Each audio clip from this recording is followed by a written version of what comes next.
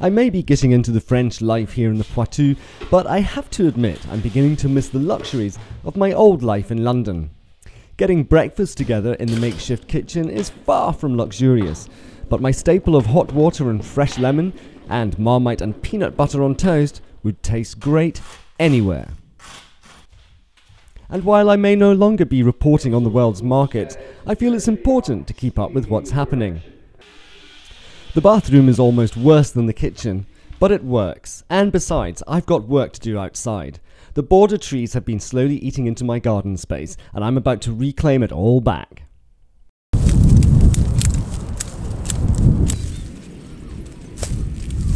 It's hard work, but at least the weather's on my side, and I can already see how much space I'm getting back.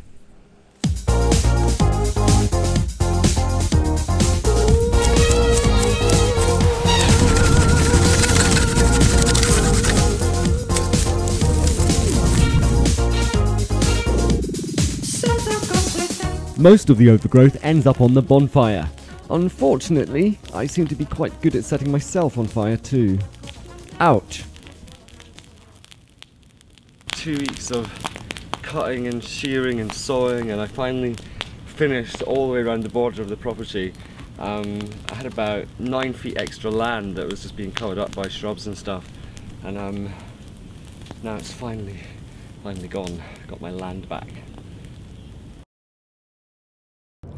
After a lot of work in the garden, it's time for a day out. Neighbours Chris and Rory have invited me to a medieval festival in the picturesque town of Villebois-Lavalette. Located in the south of the Poitou-Charentes, Villebois sits on a prominent hill, dominated by a chateau that goes back to Roman times. And of course there are more recent examples of nostalgia too, like this beautiful old French citron.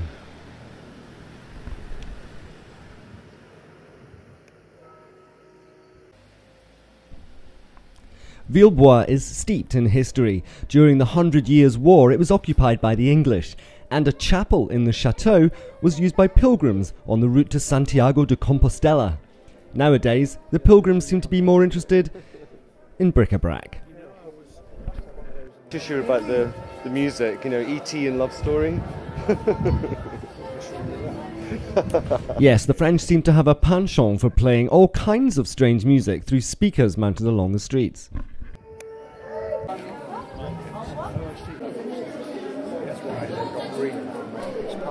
After a quick amble round the main square, we head to La Lavalette, arguably one of the best restaurants in the region. If you're going to come, make sure you book.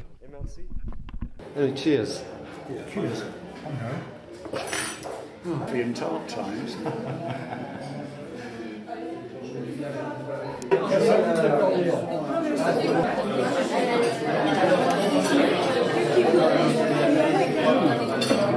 It's really nice.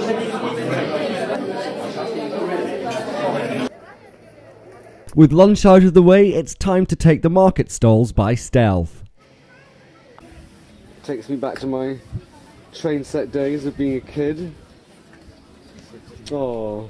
Well, I managed to resist buying the old train set, but you can never have enough champagne glasses, surely.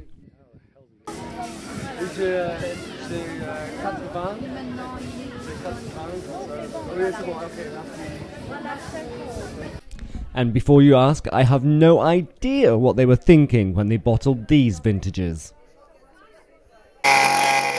Even chainsawing is an art form around these parts.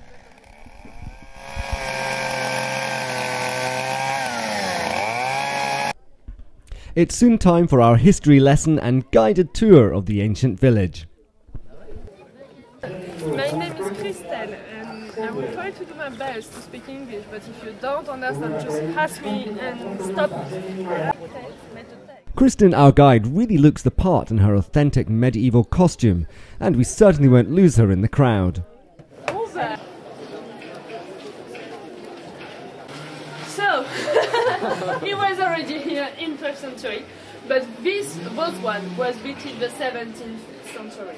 The owner of the castle were Duc de Navarre, And he decided to build a new covered market because the ancient one was very damaged. Thankfully, the weather has brightened up a bit for the tour, and you really feel like you're being transported back in time.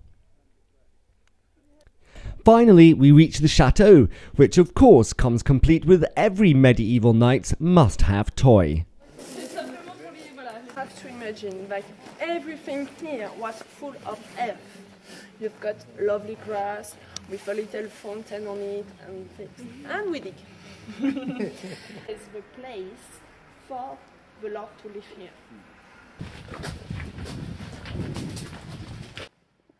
The castle's seen a lot of action through the centuries, but stepping through the grand archway into its impressive grounds, I can't help but think we may have stumbled onto the French equivalent of Hogwarts.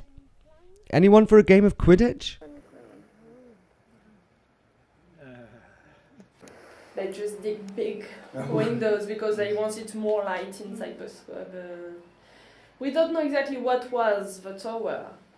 Maybe only, maybe a classroom, maybe small classroom. We have a toilet outside. That's a long way for poo to travel. When do you think the restoration will be finished?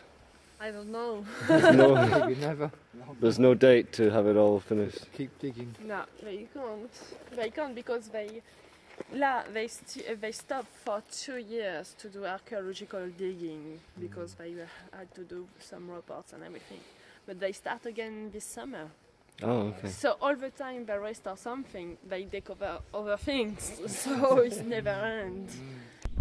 Of course, I totally understand having a place of my own to renovate, but this place really does have the wow factor, even in this state. I just hope that one day I do get to see it finished.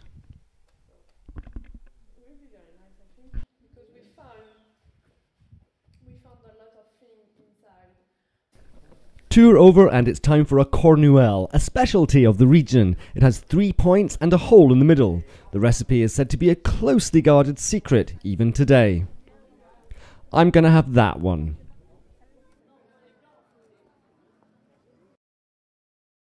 Next time, I take a trip to Poitiers and head off on an exhausting tour of its DIY stores in search of a new kitchen.